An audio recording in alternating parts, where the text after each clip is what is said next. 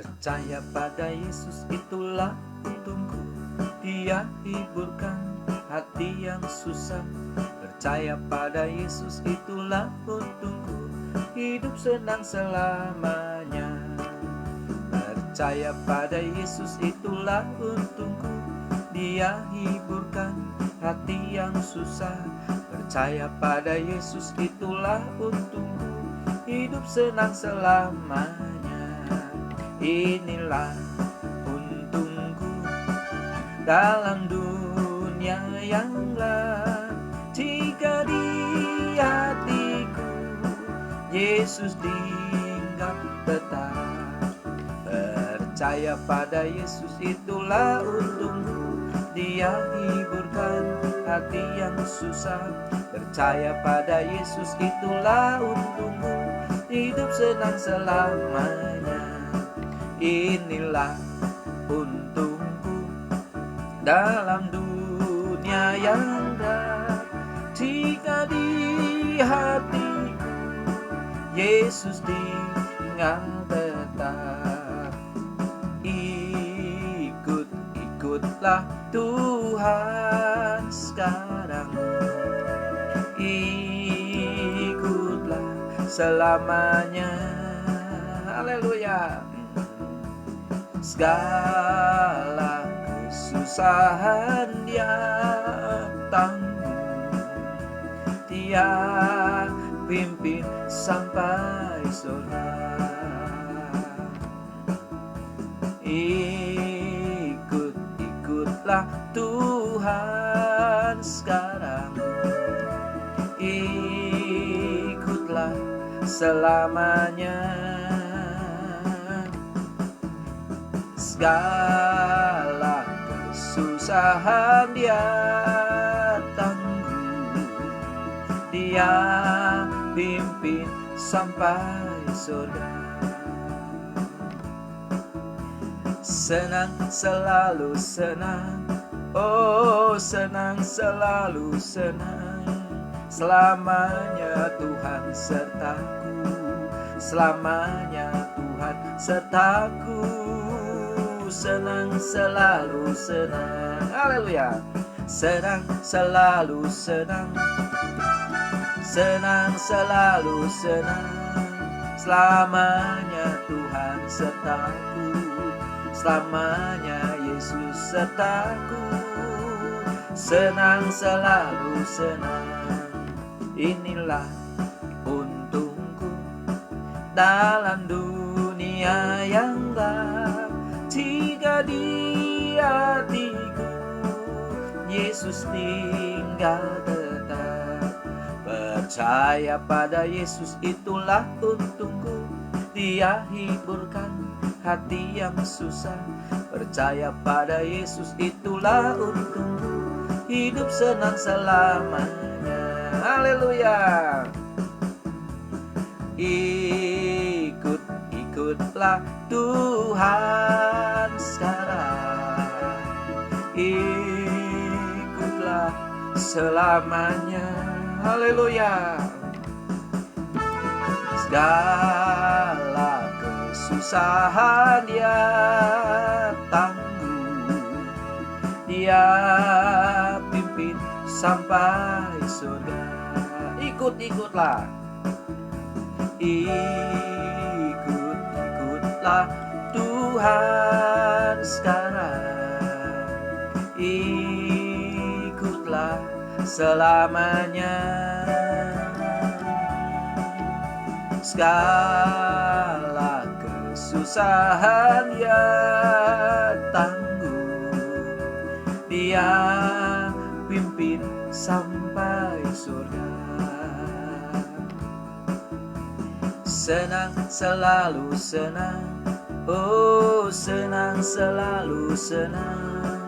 Selamanya Yesus sertaku, selamanya Tuhan sertaku. Senang selalu senang, senang selalu senang, oh senang selalu senang. Selamanya Tuhan sertaku, selamanya Yesus sertaku. senang selalu senang. Haleluya. Senang selalu senang, oh senang selalu senang. Selamanya Tuhan sertaku, selamanya Yesus sertaku. Senang selalu senang, senang selalu senang, oh senang selalu senang. Selamanya Yesus sertaku, selamanya Tuhan sertaku. Senang selalu senang, senang selalu senang, senang selalu senang.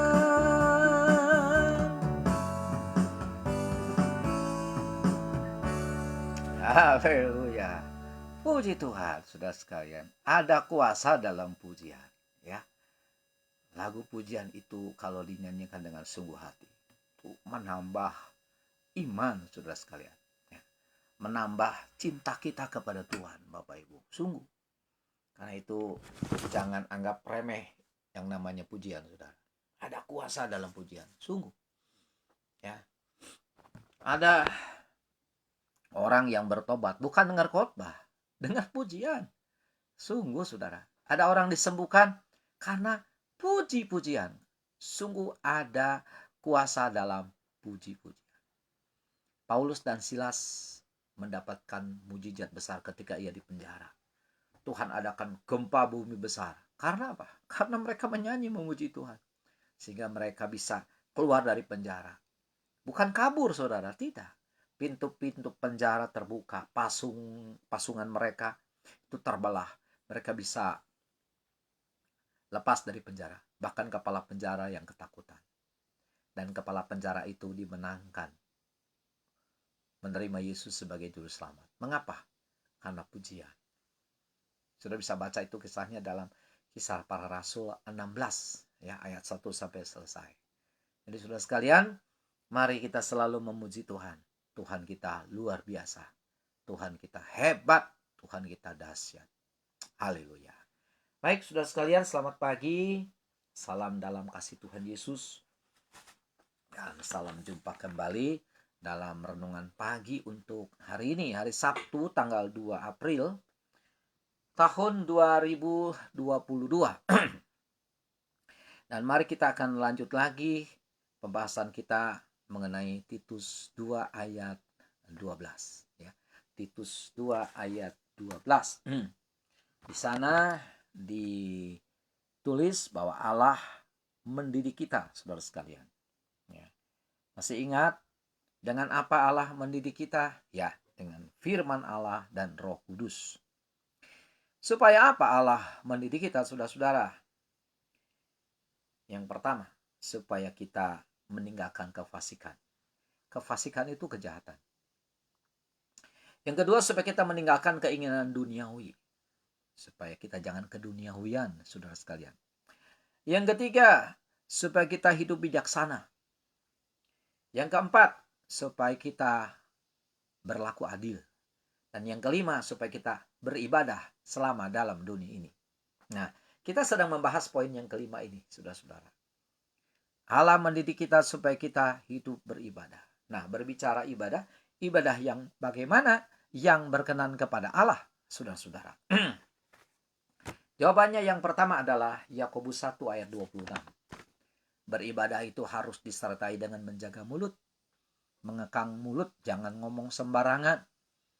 Karena kalau kita tidak jaga mulut, maka bisa-bisa ibadah kita menjadi sia-sia.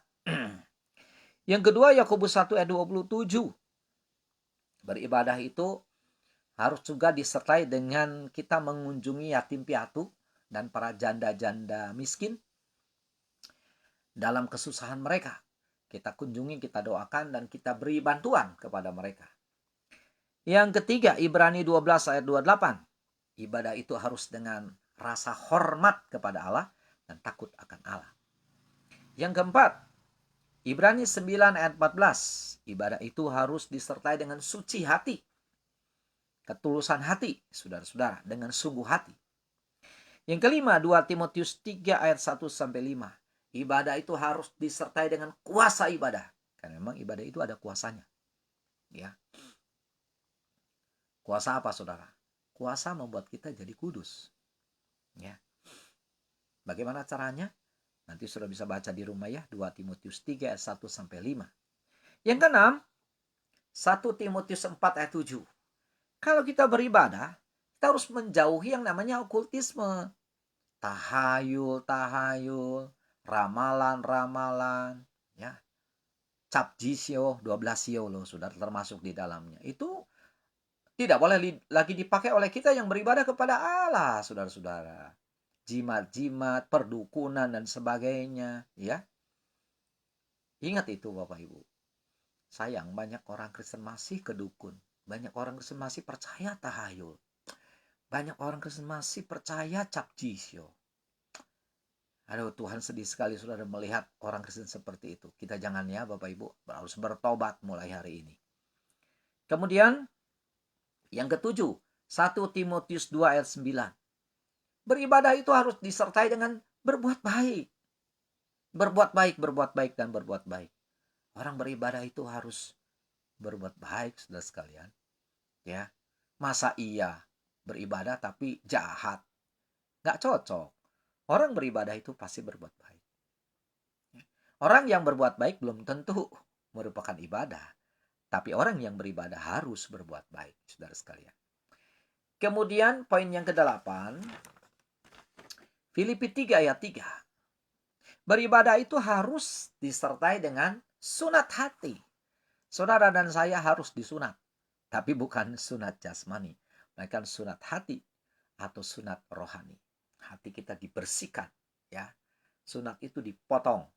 Apa yang dipotong, saudara-saudara? Hati yang busuk, yang kotor, ya, yang penuh dendam, kebencian, akar pahit itu dipotong lalu dibuang. Nah, kalau hal-hal kotor itu dipotong dan dibuang, maka hati kita jadi suci, saudara. Itulah orang yang beribadah kepada Tuhan. Hatinya jadi suci, hatinya jadi tulus, hatinya jadi lurus. Nggak ada setitik pun kejahatan di dalamnya. Harus seperti itu kita ini, saudara-saudara. Ya, puji Tuhan. Kemudian yang ke-9, saudara-saudara. Ibadah itu harus disertai dengan apa? Ibadah yang sejati. Roma 12 ayat 1. Ibadah yang sejati. Ibadah yang sejati itu adalah ibadah yang kita lakukan bukan hanya di dalam gereja, tetapi juga di luar gereja. Dan seluruh kehidupan kita, saudara-saudara, apapun yang kita kerjakan harus merupakan ibadah. Itu ibadah yang sejati. Sekarang terakhir, poin ke-10, saudara-saudara. Ibadah yang berkenan kepada Tuhan adalah Lukas 2 ayat 37. Mari kita buka ayatnya. Dan sebelum kita bahas, kita berdoa terlebih dahulu. Bapa di surga, berikanlah firman-Mu bagi kami Tuhan, agar kami mengerti firman-Mu dan mampukanlah kami melakukannya, supaya hidup kami sungguh menyenangkan hati Tuhan senantiasa. Memberkati semua saudara-saudara yang sedang mengikuti renungan pagi ini, dimanapun mereka berada. Roh Kudus bekerja terus saat firman Tuhan disampaikan. Dalam nama Yesus kami berdoa. Amin. Lukas 2 ayat 36-37. Kemarin sudah dibacakan, tapi saya mau baca lagi supaya saudara-saudara lebih jelas lagi pengertiannya. Ya. Lukas 2 ayat 36-37. Lagi pula di situ ada Hana, seorang nabi perempuan atau nabiyah, biasa disebut begitu ya. Anak Fanuel dari suku Asyir. Ia sudah sangat lanjut umurnya. Sesudah kawin ia hidup 7 tahun lamanya bersama suaminya. Dan sekarang ia janda dan berumur 84 tahun. Ia tidak pernah meninggalkan bait Allah dan siang malam beribadah dengan berpuasa dan berdoa. Luar biasa ini Hana, saudara. Umurnya berapa? 84 tahun. Dan usia perkawinannya atau usia rumah tangganya itu hanya 7 tahun. Bukan bercerai, saudara. Tapi suaminya meninggal dunia. Ya. Terus bagaimana? Apa Hana itu menikah lagi? Tidak, saudara. Tidak menikah lagi. Tapi memfokuskan dirinya beribadah kepada Tuhan. Mengingat dia seorang nabiah. Jadi dia membaktikan dirinya penuh kepada Tuhan, saudara-saudara. Bapak Ibu juga harus ya. Mari kita baktikan diri kita kepada Tuhan. Cari apa lagi di dunia ini, saudara-saudara, kalau bukan cari Tuhan? Mau apa lagi di dunia ini, saudara, kalau bukan beribadah kepada Tuhan? Ya, dengar baik-baik, saudara. Kalau hidup di dunia ini kita tidak dekat dengan Tuhan, semuanya sia-sia, saudara. Sungguh, Bapak Ibu. Harta benda yang kita miliki, kekayaan kita sehebat apapun, sebanyak apapun, uang yang kita miliki, walaupun kita punya uang miliaran, triliunan rupiah, nggak ada gunanya, saudara. Semuanya sia-sia kalau kita tidak bersama dengan Tuhan. Kalau kita tidak beribadah kepada Tuhan, kalau kita tidak punya Yesus, semuanya nol besar, saudara. Kenapa? Nah, ujung-ujungnya masuk neraka, saudara. Hidup di dunia cuma 70 tahun, di neraka triliunan tahun, bahkan lebih lagi dan tanpa batas waktu. Kerugian besar, saudara. Makanya siapa di antara Bapak Ibu saat ini jauh dari Tuhan, cepat dekat sama Tuhan, saudara. Siapa yang sudah lama tidak beribadah, ayo beribadah lagi. Siapa sudah lama tidak berdoa, ayo berdoa lagi. Siapa sudah lama tidak baca Alkitab, baca Alkitab lagi. Siapa sudah lama di antara saudara tidak melayani Tuhan, ayo melayani Tuhan lagi. Mumpung kesempatannya masih ada. Jangan sia-siakan hidup ini, saudara-saudara. Dan kalau kita nanti meninggal dunia, semua yang kita punya dalam dunia ini kita tinggalkan, saudara. Nggak ada satupun benda yang kita bawa. Ya, sungguh, saudara. Nah, yang jadi pertanyaan, kalau kita meninggal dunia, roh kita kemana? Ingat, saudara, kita manusia tidak seperti hewan. Kalau hewan, seperti anjing, kucing, ikan, ya, burung, dan lain sebagainya, saudara. Kalau mereka mati, tamat riwayat. Kenapa? Gak punya roh, jadi tidak ada kelanjutan. Nah, manusia tuh punya roh, Bapak Ibu. Jadi ketika kita mati, memang tubuhnya mati, dikubur, selesai. Tapi rohnya hidup terus loh, saudara-saudara. Nah, yang jadi pertanyaan tuh rohnya kemana? Nanti hidupnya di mana tuh? Dan roh itu nggak bisa mati, kekal selama-lamanya. Kalau roh itu melanjutkan hidup di neraka, celaka, saudara-saudara. Nah, jangan sampai ke neraka. Tuhan memanggil kita supaya setelah kita mati, kita lanjutkan hidup di sorga. Caranya gimana? Dekat dengan Tuhan. Setia kepada Tuhan Yesus, cinta Tuhan, mengasihi Tuhan, taat firman Tuhan, hidup di dalam kebenaran, hidup di dalam kekudusan, layani Tuhan sampai mati, sudah sekalian. Nah, itu namanya hidup yang tidak sia-sia. Nah, kesempatannya ada nih, mumpung kita belum mati, sudah sekalian. Ayo kita dekat dengan Tuhan, kita beribadah kepada Tuhan.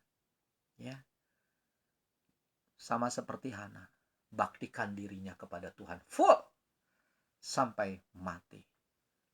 Haleluya. Maka Hana mendapatkan hidup yang kekal dan dia sangat berbahagia. Jangan nanti di surga berbahagia, di dunia ini saja saudara berbahagia. Itulah orang yang beribadah kepada Tuhan. Bapak Ibu juga sama, saya juga sama. Jangan nanti bahagia itu di surga, di dunia ini juga Tuhan bikin bahagia. Padahal dunia ini penuh susah, penuh penderitaan, penuh masalah. Ya, ada sakit penyakit, ada virus, nggak bisa habis lagi virusnya, saudara-saudara ya. Kita dengar lagi berita-berita mengerikan, gempa bumi di mana-mana, kekerasan di mana-mana, kejahatan meningkat. Aduh, saudara. Itulah dunia ini. Ya, dunia yang mengerikan. Tapi di dunia yang mengerikan itu Tuhan berikan kebahagiaan. Khusus bagi orang-orang yang dekat dengannya. Makanya saya ajak saudara, ayo dekat dengan Tuhan. Cari apa lagi, saudara-saudara? Hidup di dunia ini kalau bukan cari Tuhan. Dulu ada lagu ya, lagu sekolah minggu. Cari apa di dalam dunia? Cari apa di dalam dunia? Cari dunia tentu binasa. Cari Yesus yang penuh cinta. Dengar saudara, cari dunia tentu binasa. Jadi kalau hidup kita hanya untuk dunia ini, bukan untuk Tuhan, masuk neraka. Binasa selamanya, nggak ada gunanya. Mari kita cari Tuhan. dekat dengan Tuhan. Nah, inilah saatnya kita cari Tuhan. Itu sebabnya saudara-saudara, dalam sehari saya muncul beberapa kali karena saya rindu mengajak saudara untuk dekat dengan Tuhan. Ya, ayo dekat dengan Tuhan. Apalagi kalau usia kita sudah lanjut, saudara. Barangkali hidup kita di dunia ini tidak lama lagi ya, saudara. Nah, inilah kesempatannya, pergunakan untuk dekat dengan Tuhan. Kalau kita dekat dengan Tuhan, kapan saja Tuhan memanggil kita. Aman, saudara. Betul. Tuhan bisa memanggil 5 tahun lagi. Tuhan bisa memanggil kita 2 tahun lagi. Tahun depan barangkali. Tapi bisa juga saudara bulan depan. Bisa juga minggu depan. Bisa juga 3 hari lagi. Bisa juga 2 hari lagi. Bisa juga malam ini, saudara. Kita nggak tahu kapan Tuhan memanggil kita. Orang mati tuh nggak nunggu harus tua, saudara. Yang muda juga banyak yang mati. Sungguh. Ya. Orang meninggal dunia itu nggak nunggu sakit dulu. Sehat juga saudara meninggal. Bisa meninggal sungguh. Maka itu kita harus selalu siap sedia saat Tuhan memanggil kita. Itulah sebabnya kita harus dekat dengan Tuhan selalu. Bagaimana cara dekat dengan Tuhan? Baktikan diri kita kepada Tuhan. Jangan fokus duit terus, Bapak Ibu. Jangan fokus pekerjaan terus, bisnis terus, keuntungan terus. Jangan fokus kita kepada kekayaan terus. Walaupun tidak salah kita jadi kaya ya. Tidak salah kita banyak duit, saudara. Tidak salah kita punya ini dan itu. Itu bagus, prestasi itu. Tapi jangan ke sana 100% fokus kita. Fokus kita harus kepada Yesus. Itu saudara yang tepat yang harus kita lakukan. Kalau itu kita lakukan, wah bahagia hidup kita, saudara. Tuhan Yesus berkata kan, carilah dahulu kerajaan Allah dan kebenarannya. Semuanya Tuhan akan tambahkan kepadamu. Gak usah takut dengan soal kebutuhan. Gak usah takut dengan masalah. Gak usah takut dengan kesulitan, kesukaran. Gak usah takut dengan masalah ekonomi. Selama kita mengutamakan kerajaan Allah dan kebenarannya. Tuhan pelihara kita. Ya, luar biasa. Nah, saudara sekalian, di sini di Lukas 2 ayat 37 tadi, Hana ini bukan hanya sekedar beribadah, tetapi dia mengisi ibadahnya dengan berpuasa dan berdoa. Berpuasa dan berdoa. Ini pelajaran buat kita, saudara-saudara. Coba belajar berpuasa. Ditambah dengan berdoa. Puasa itu harus disertai doa. Nah, mungkin saudara bertanya, Pak, untuk apa sih doa dan puasa? Lapar. Ya, berat. Menanggung lapar itu gak gampang. Apalagi saudara yang doyan makan. Tiap jam makan. Sekarang suruh puasa. Aduh, beratnya luar biasa. Tapi belajar, saudara, untuk menyangkal diri. Ya, puasa itu adalah bagian dari menyangkal diri. Ya, menyangkal daging ini, saudara. Menekan hawa nafsu, saudara sekalian. Ya, Bapak Ibu. Ayo kita belajar doa puasa. Puasa dan berdoa. Siapa di antara saudara yang belum pernah puasa? Kita belajar puasa, saudara. Saya bicara di sini puasa dan doa itu untuk hal rohani.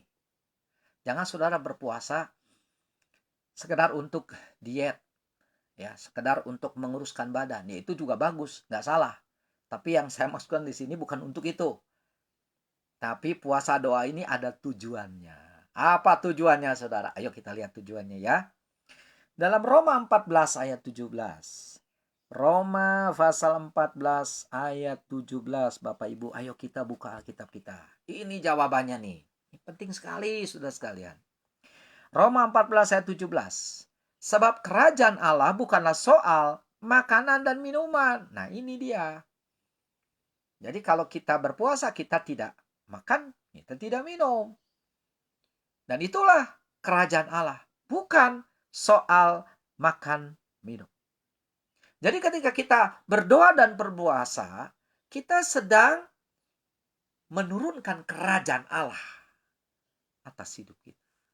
Ketika kita doa puasa, kita mencari kerajaan Allah. Begitu saudara-saudara. Nah, ini orang dulu saudara seringkali keliru dalam menerapkan doa puasa. Orang doa puasa seringkali dipakai untuk meminta ini, meminta itu. Ya, pernah barangkali saudara, orang tua kita atau hamba Tuhan pernah berkata, ya, doa puasa. Ada masalah apa? Doa puasa. Ya, ingin punya rumah, doa puasa. Belum punya mobil, pengen punya mobil, doa puasa. Anak-anak kita mungkin belum punya jodoh, doa puasa. Ingin sekolah di luar negeri, gak punya biaya, doa puasa. Apalagi ingin jalan-jalan ke luar negeri, doa puasa. Apalagi ingin itu, ingin ini, doa puasa. Saudara dengar baik-baik. Kalau perjanjian lama, betul. Doa puasa itu dipakai untuk minta ini, minta itu. Minta pertolongan, perlindungan, pembelaan. Betul. Ya. Minta apa lagi? Minta macam-macam. Itu perjanjian lama. Tapi dalam perjanjian baru lain, saudara-saudara. Ya. Doa puasa bukan lagi dipakai untuk meminta-minta hal yang tadi saya sudah sebutkan. Bukan Bapak Ibu. Nih, doa puasa adalah ini. Roma 14 ayat 17. Menarik kerajaan Allah turun atas kita. Doa puasa itu mencari kerajaan Allah, saudara sekalian. Terus, apalagi saudara-saudara di dalam kerajaan Allah? Lihat di sana ya. Saya bacakan lengkap. Roma 14 ayat 17. Sebab kerajaan Allah bukanlah soal makanan dan minuman, tetapi soal kebenaran. Satu nih, kebenaran. Dua, soal damai sejahtera. Dan yang ketiga, soal sukacita oleh Roh Kudus. Jadi saudara, ketika kita doa puasa, kita merindukan tiga hal ini. Karena tiga hal ini ada dalam kerajaan Allah. Doa puasa supaya kita jadi orang benar. Doa puasa supaya damai sejahtera ada pada kita. Doa puasa supaya sukacita oleh Roh Kudus itu muncul dalam hidup kita. Jadi hal-hal yang dalam kerajaan sorga, hal-hal yang dari kerajaan sorga itu turun atas kita, saudara sekalian. Ya, Bapak Ibu. Jadi untuk apa kita berpuasa? Kita rindu jadi orang benar. Kita rindu jadi orang yang kudus. Karena kita tidak mampu kudus dan benar dengan kekuatan kita sendiri. Itu maksud doa puasa, saudara-saudara. Ya. Nah, kalau kita jadi orang benar, jadi orang kudus, kira-kira Tuhan memberkati apa tidak? Pasti dong. Saudara nggak minta berkat juga Tuhan kasih berkat. Otomatis. Jadi menurut saya, saudara-saudara, namanya berkat mujizat itu sebetulnya tidak usah diminta-minta. Sungguh. Hidup saja benar di hadapan Tuhan. Hidup saja kudus di hadapan Tuhan. Maka Tuhan akan limpahi saudara kita dengan berkat-berkat Tuhan. Dan mujizat-mujizat Tuhan. Saya alami itu Bapak Ibu. Nah, saya berharap Bapak Ibu juga mengalami hal itu. Ya. Aduh, saudara, hidup di dalam Yesus itu indah. Minta saja kepada Tuhan hidup benar. Rindukan hidup kudus. Tuhan, tolong aku supaya aku benar, aku kudus di hadapan-Mu. Kalau itu ada pada kita, beres semuanya, saudara. Beres. Kebutuhan jasmani, kebutuhan ini, kebutuhan itu Tuhan sediakan. Ya, mujizat-mujizat Tuhan sediakan. Masalah-masalah, kesulitan, kesukaran yang rasanya sulit untuk kita hadapi, Tuhan yang selesaikan. Dan kita akan dibuat menjadi orang-orang yang selalu menang, bahkan lebih daripada pemenang. Itu maksud doa puasa. Hal yang keliru sering terjadi dalam hidup kita. Kita berani minta ini, berani minta itu kepada Tuhan, tapi hidup kita nggak benar, saudara. Ya, kita berani minta mujizat kepada Tuhan, tapi hidup kita nggak kudus. Gimana saudara-saudara bisa? Ya, Tuhan nggak mau, saudara-saudara. Kita minta itu, minta ini, banyak permintaan, tapi hidup kita nggak benar. Ya, coba saudara berpikir, apakah itu benar di hadapan Tuhan? Tuhan gak suka saudara-saudara terhadap orang yang berani minta-minta dan hanya minta-minta terus saudara kerjaannya. Tapi taatnya gak mau, hidup benernya gak mau. Melakukan firman Tuhannya nggak mau, hidup kudusnya nggak mau. Ya. Nah, jangan sampai kita seperti itu. Nah, supaya kita hidup benar dan hidup kudus, kita perlu berdoa dan puasa. Menarik kerajaan Allah turun atas kita. Karena soal kebenaran dan kekudusan, itu urusan kerajaan surga, saudara. Dengan demikian, kita hidup di dunia, tapi punya kualitas surga. Hidup di dunia berkualitas surga. Luar biasa. Ini yang Tuhan mau, saudara. Banyak orang Kristen hidup di dunia berkualitas dunia. Orang dunia jahat, dia juga jahat. Ya. Orang dunia pakai narkoba, dia juga pakai narkoba. Orang dunia nipu, dia juga nipu. Orang dunia korupsi, dia juga korupsi. Ya. Itu banyak orang Kristen seperti itu. Itu namanya orang Kristen, ya, berkualitas dunia. Hidup di dunia dan berkualitas dunia. Tuhan tidak mau kita seperti ini, saudara. Kita harus jadi orang-orang Kristen yang hidup di dunia tapi berkualitas surga. Kenapa? Ada kebenaran dan kesucian di dalam hidup kita. Itu Tuhan tuntut kita bisa seperti itu. Dan supaya kita bisa seperti itu, saudara, kita perlu doa dan puasa. Ya, jadi mulai hari ini dan seterusnya jangan keliru lagi ya, saudara-saudara, dalam mengartikan doa puasa. Doa puasa bukan untuk minta-minta benda-benda materi, ya, berkat-berkat jasmani, bukan, saudara sekalian. Doa puasa itu merindukan kerajaan surga turun atas kita, sehingga kita jadi orang benar dan kudus di hadapan Tuhan. Terus bagaimana? Selain kebenaran, selain kekudusan, maka Tuhan akan berikan kepada kita damai sejahtera surgawi. Damai sejahtera surgawi. Aduh, di hati kita ada damai. Ada damai, sudah sekalian. Damai itu apa ya? Tenang, tenang batin, saudara. Bahagia. Waduh, hati kita bahagia, betul ya. Dan kebahagiaan ini, saudara, nggak bisa dirasakan orang lain. Hanya oleh kita, orang-orang yang rindu kerajaan surga. Orang-orang yang hidup benar dan berkenan kepada Tuhan. Sama seperti orang sedang susah hatinya. Apa bisa dirasakan orang lain? Nggak bisa. Dirinya sendiri yang merasakan. Susah kita nggak akan dirasa oleh orang lain, saudara. Demikian juga ini damai sejahtera surgawi nggak akan bisa dirasa orang lain, hanya oleh kita sendiri. Makanya sudah urusan damai sejahtera ini urusan pribadi. Ya, urusan hidup benar dan kudus ini urusan pribadi. Ngerti ya, saudara sekalian? Tidak mungkin saya hidup benar, saudara yang tenang batin. Saudara yang punya damai sejahtera. Enggak. Kalau saya hidup benar, saya juga yang akan mengalami damai sejahtera Allah itu. Kalau saudara hidup benar dan kudus, maka saudaralah yang akan mengalami damai sejahtera itu, saudara sekalian. Enggak mungkin saudara yang hidup benar, lalu saya yang mengalami damai sejahtera. Apalagi kalau hidup saya nggak benar. Nggak bisa, saudara. Bayar listrik itu bisa kolektif. Ya, bayar telepon saya bisa nitip, tolong ya bayarkan. Atau belanja sayur kita bisa nitip, tolong ya beliin ini, beliin itu. Orang ke supermarket, tolong ya beliin ini, beliin itu. Bisa nitip. Tapi urusan keselamatan itu masing-masing, saudara.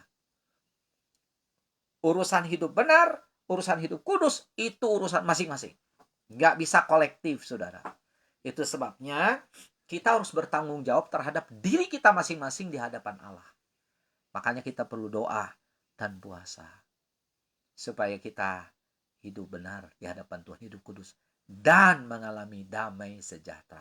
Hati kita tenang, bahagia. Saudara, jangan mau hidup di dunia nggak bahagia. Harus bahagia dan Tuhan mau kita hidup di dunia ini bahagia. Banyak orang hidup di dunia tapi hatinya nggak tenang, ketar-ketir, khawatir, susah, bingung. Ya, nggak tahu mesti berbuat apa. Wah, nggak ada damai, gelisah. Tidur aja saudara nggak enak. Nah, itu hidup menderita seperti itu. Tuhan nggak mau saudara seperti itu. Walaupun ada masalah, Tuhan mau berikan ketenangan di hati kita. Kalau apa saudara? Kalau kita rindu kerajaan Allah, hidup di dalam kebenaran dan kekudusan. Puji nama Tuhan. Jadi, damai sejahtera itu di mana? Di hati, saudara. Kalau hati senang, saudara, aduh ya, kita makan apa saja rasanya nggak masalah ya. Kita ada di mana saja, saudara, rasanya bahagia. Kemana saja kita pergi, rasanya bahagia. Ya, saudara sekalian, ada ketenangan. Tadi saya nyanyikan, senang selalu senang, oh senang selalu senang. Selamanya Yesus sertaku, selamanya Tuhan sertaku. Senang selalu senang. Senang itu di mana? Di dalam hati. Ada kebahagiaan. Miliki saudara-saudara damai sejahtera di hati. Jangan mau jadi orang yang susah. Jangan mau jadi orang yang tidak bahagia. Saudara, semua harus bahagia. Saya juga. Bagaimana caranya? Dekat dengan Tuhan, dekat dengan Tuhan. Cari kerajaan Allah lebih daripada yang lain. Hidup di dalam kebenaran, hidup di dalam kekudusan. Dan satu lagi, yang ketiga, saudara-saudara. Doa puasa itu dimaksudkan supaya kita mendapatkan sukacita yang datang dari Allah. Nah, sukacita itu kelihatan dari apa? Dari wajah. Wajah kita berseri-seri, ada senyum, ya, ada apa tuh? Terpancar kebahagiaan lewat tawa kita ya, saudara sekalian. Jadi artinya sukacita itu nampak dari wajah sukacita. Dan wajah sukacita ini bukan kepura-puraan. Kenapa? Karena kan berdasarkan hati yang damai, maka timbul sukacita di wajah, saudara sekalian. Nah, orang yang bersukacita belum tentu hatinya damai sejahtera, saudara. Tapi orang yang damai sejahtera, maka ia pasti bersukacita. Lihat orang-orang yang menghibur di dunia hiburan ya, saudara-saudara sekalian, pelawak-pelawak. Mereka tuh bikin orang sukacita, tertawa terpingkal-pingkal. Tapi dia sendiri, saudara, hidupnya susah. Ada penderitaan di dalam dirinya. Nah, itu namanya cuma sukacita di luar, tapi hati nggak ada damai. Itu namanya kepalsuan. Itu namanya kepalsuan, saudara-saudara. Tuhan tidak memberikan sukacita yang palsu, tapi sukacita yang asli. Kenapa? Karena Tuhan memberikan damai sejahtera di hati, terpancar di wajah. Orang sedang marah kan kelihatan wajahnya seperti apa. Orang sedang sedih kelihatan wajahnya seperti apa. Orang sedang kesal, sedang benci kan kelihatan dari wajahnya. Bukan? Saudara-saudara. Dan demikian juga orang yang sukacita kelihatan dari wajahnya. Kenapa bersukacita? Sebab di hati ada damai sejahtera. Itulah saudara gunanya doa puasa. Percayalah ketika kita berani melakukan ini, saudara, Tuhan berikan kepada kita damainya di hati dan sukacita di wajah. Puji nama Tuhan. Damai di hati terpancar di wajah. Ada wajah sukacita, ada wajah gembira. Emang kalau hati damai, wajah gembira, apakah itu artinya tidak ada masalah? Oh, bukan. Masalah selalu ada. Masalah selalu timbul. Masalah itu selalu datang, saudara-saudara, tanpa diundang. Ya. Tapi damai sejahtera Tuhan dan sukacita Tuhan itu jauh lebih besar dari masalah yang terjadi. Sehingga kita tetap damai dan tetap bersukacita sekalipun ada masalah. Itu sebabnya saudara-saudara hadapi masalah-masalah yang terjadi dengan dekat dengan Tuhan. Ya, doa puasa. Dekat dengan Tuhan. Merindukan kerajaan surga. Merindukan kebenaran. Dan merindukan sukacita. Puji Tuhan. Tuhan memberkati. Mari kita berdoa. Terima kasih Tuhan untuk firman Tuhan yang datang bagi kami di pagi hari ini. Tolong kami Tuhan supaya kami bukan hanya mengerti tapi juga mampu melakukannya. Kami mau belajar doa, puasa seperti yang Tuhan inginkan dalam kehidupan kami. Roh Kudus mampukan kami. Hamba-Mu sudah berhenti bicara Bapa, tapi Tuhan ingatkan terus firman-Mu ini supaya kami tidak salah jalan. Bahkan supaya kami tidak jatuh di dalam dosa. Bahkan nama-Mu dipermuliakan. Terima kasih Tuhan. Memberkati semua saudara-saudara yang sudah hadir dalam doa atau dalam renungan pagi hari ini. Terpujilah nama Tuhan. Dalam nama Yesus kami berdoa, bersama-sama kita katakan amin. Itulah saudara-saudara renungan pagi hari ini. Kiranya menjadi berkat bagi semua saudara ya. Kita jumpa lagi nanti pukul 18 atau pukul 22. Mudah-mudahan pukul 18 bisa berjumpa. Kalau tidak, pukul 22 kita jumpa dalam renungan malam ya. Sampai di sini saudara-saudara pertemuan kita. Saya mohon diri. Jangan lupa Bapak Ibu, kita harus selalu takut akan Tuhan. Selamat pagi. Shalom.